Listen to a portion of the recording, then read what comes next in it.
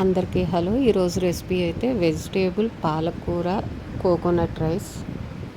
ఇందుట్లోనే sweet corn కూడా add చేశాను. Taste అయితే చాలా బాగుంది. పిల్లలు కూడా చాలా ఇష్టంగా తింటారు.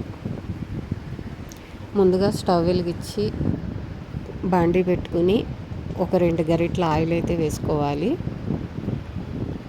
మీ దగ్గర నెయ్యి ఉంటే ఒక స్పూన్ నెయ్యి కూడా యాడ్ చేసుకోండి.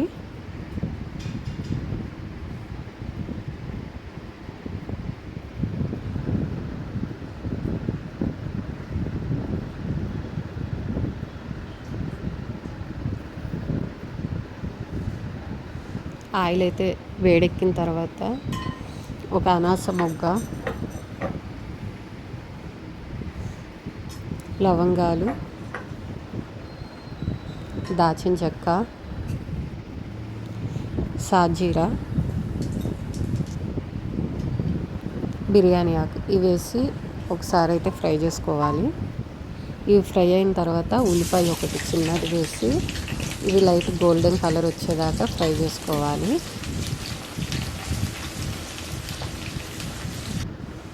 ఇందుట్లోనే ఒక చిన్న స్పూన్ అల్లం వెల్లుల్లి పేస్ట్ కూడా వేసి పచ్చివాసన పోయేదాకా ఫ్రై చేసుకోవాలి.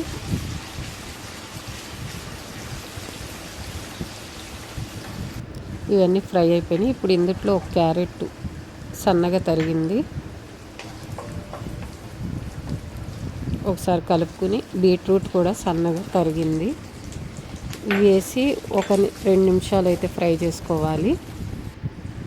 ఈ ఫ్రై అని ఇందుట్లో ఒక క్యాప్సికమ్ కట్ చేసి పెట్టుకున్నవి వేసి క్యాప్సికమ్ కూడా కొద్దిగా ఫ్రై అవ్వాలి. ఇవైతే ఫ్రై అయినాయి. ఇందుట్లో ఉడికిచ్చి పెట్టుకున్న స్వీట్ కార్న్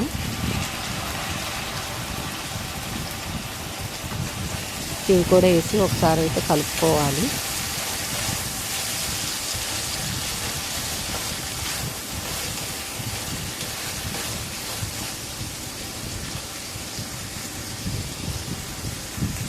ఇవైతే ఒకసారి కలుపుకున్న ఇందుట్లో ఒక 2 కట్టలు పాలకూర అయితే కట్ చేసి కడిగి పెట్టుకున్నది వేసి కలుపుకోవాలి.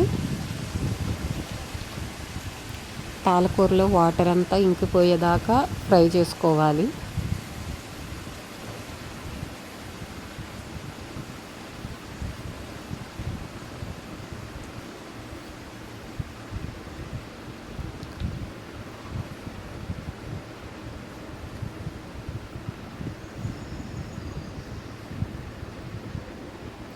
ఇదైతే కొద్దిగా ఫ్రై అయిపోయింది. ఇందుట్లో సాల్ట్ తగినంత వేసుకొని కలుపుకోవాలి.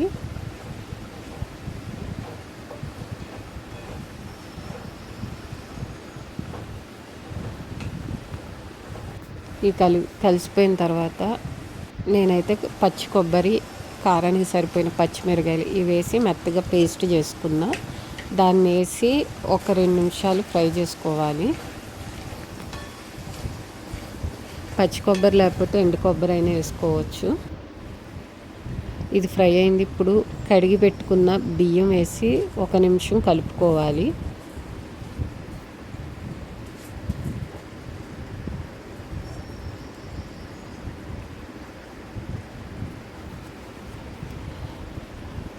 వెజిటేబుల్స్కి అన్నిటికీ బియ్యం పట్టేదాకా మొత్తం కలిసిపోయేదాకా ఒకసారి అయితే కలుపుకోవాలి.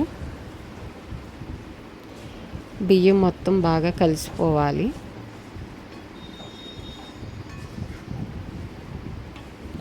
ఇవి అయితే కలిసిపోయింది. ఇప్పుడు రైస్ ఉడుకుతాకి ఎంత వాటర్ పడతాయో అంత వాటర్ పోసుకోవాలి.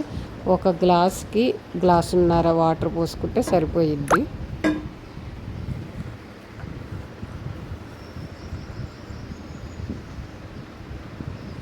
ఒకసారి వాటరు రైస్ మొత్తం కలిసేదాకా కలుపుకొని మూత పెట్టి ఉడికించుకోవాలి.